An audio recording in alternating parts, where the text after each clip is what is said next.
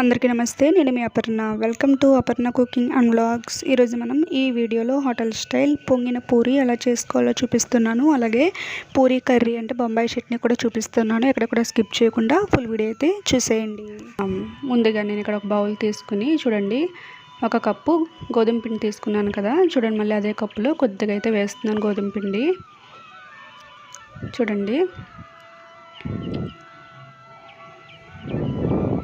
గోధుమ పిండి అయితే తీసుకున్నాం కదా. ఇప్పుడు మళ్ళీ అదే కప్పులో కొద్దిగా మైదా కూడా తీసుకోవాలి. రెండు కలిపి చేయటం వల్ల మనకి హోటల్ స్టైల్లో అయితే మెత్తగా సాఫ్ట్గా అలాగే పొంగుతూ చాలా బాగా వస్తాయండి పూరి అనేది. ఒకసారి తప్పకుండా ట్రై చేయండి. చూసారు కదా, మైదా కూడా తీసుకున్నాం మనం. బయట అయితే మైదాతోటే చేస్తారండి మనకి. ఇక్కడ మనం గోధుమ పిండి కూడా వాడుతున్నాం, ఇంట్లో చేసుకుంటున్నాం కదా, కొద్దిగా హెల్తీగా చేసుకోవాలి కదా. అలాగే ఒక స్పూన్ సూజీ అంటే బొంబాయి రవ్వ ఉంటుంది కదా, ఒక స్పూన్ వేసుకోవాలి. రుచికి సరిపడా సాల్ట్ వేసుకోవాలి. చూడండి, ఒకసారి ఇవన్నీ కూడా కలిసే విధంగా బాగా కలుపుకుందాము.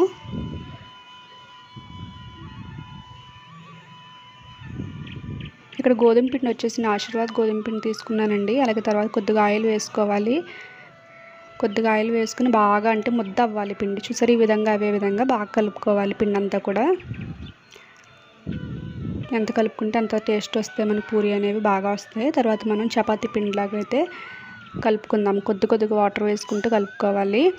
వాటర్ అన్నీ కూడా ఒకేసారి వేయకండి, లూజ్ అయిపోతుంది పిండి అనేది. కొద్దిగా వేసుకుంటూ వాటర్ని చూడండి చపాతీ ముద్దలాగా అయితే మనం పిండిని రెడీ చేసుకోవాలి.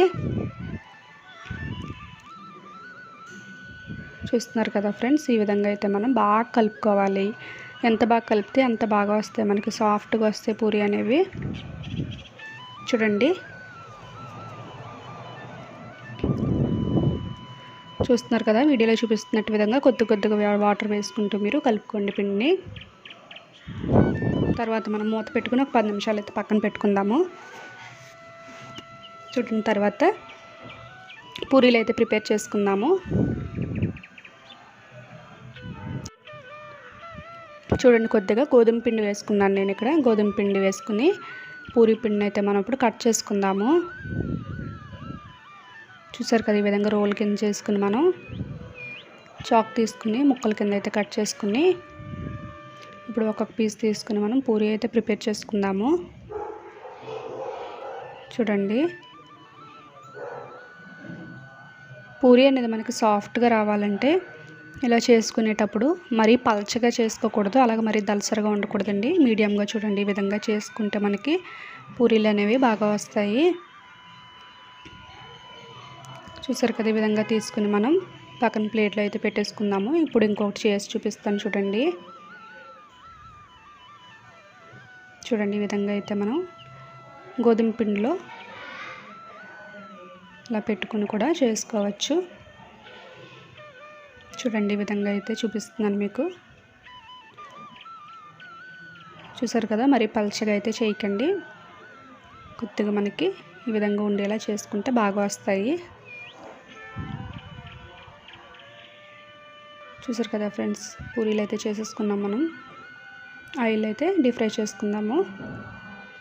స్టవ్ ఆన్ చేసుకుని ఆయిల్ పెట్టుకున్నాను. చూడండి, ఆయిల్ అనేది బాగా హీట్ అవ్వాలి. పూరీలు మనకు బాగా రావాలంటే ఈ ఆయిల్ అనేది బాగా మరగాలి, అప్పుడే మనకు పూరీలు అనేవి బాగా వస్తాయి. చూసారు కదా, వేసుకుని ఒక గరిటతో ఈ విధంగా ఇలా అంటూ ఉంటే మనకి బాగా పొంగుతాయి పూరి అనేది. చూడండి, ఆయిల్ అనేది బాగా హీట్ అవ్వాలి.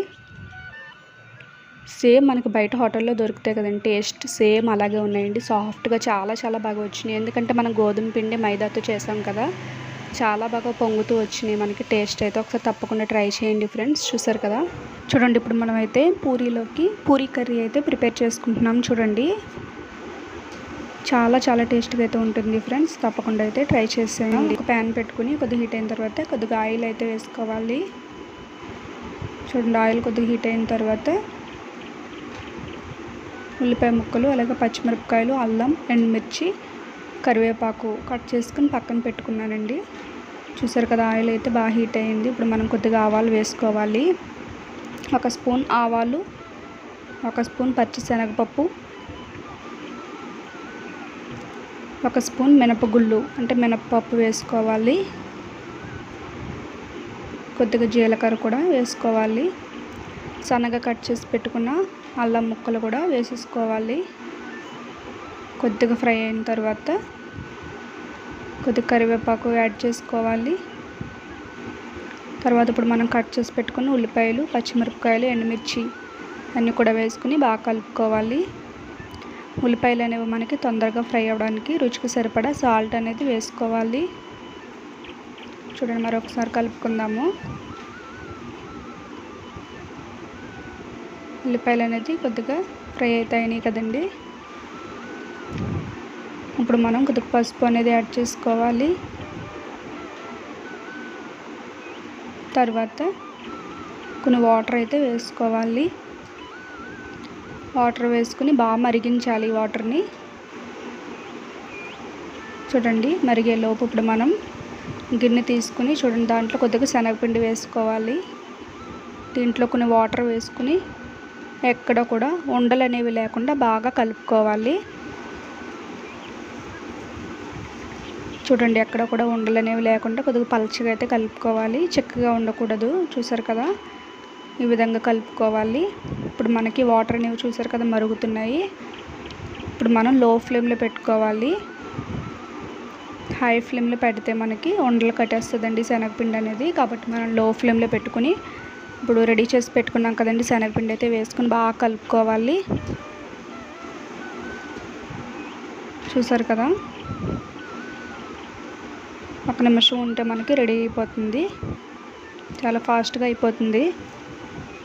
చూడండి ఫ్రెండ్స్, చాలా సింపుల్గా అండ్ టేస్ట్గా అయితే మనకి పూరీ కర్రీ అయితే రెడీ అయిపోయింది. చూసారు కదా ఫ్రెండ్స్, ఈ వీడియో పూరీ అలాగే పూరీ కర్రీ అయితే వీడియో మీకు నచ్చిందని అనుకుంటున్నాను ఫ్రెండ్స్. నచ్చితే ఒక లైక్ చేయండి. మీ ఫ్రెండ్స్ అండ్ రిలేటివ్స్కి ఈ వీడియోని షేర్ చేయండి. మరిన్ని మంచి రెసిపీస్ కోసం మన ఛానల్ని సబ్స్క్రైబ్ చేయడం మాత్రం మర్చిపోకండి. సబ్స్క్రైబ్ చేసి సపోర్ట్ చేయండి. Thank you.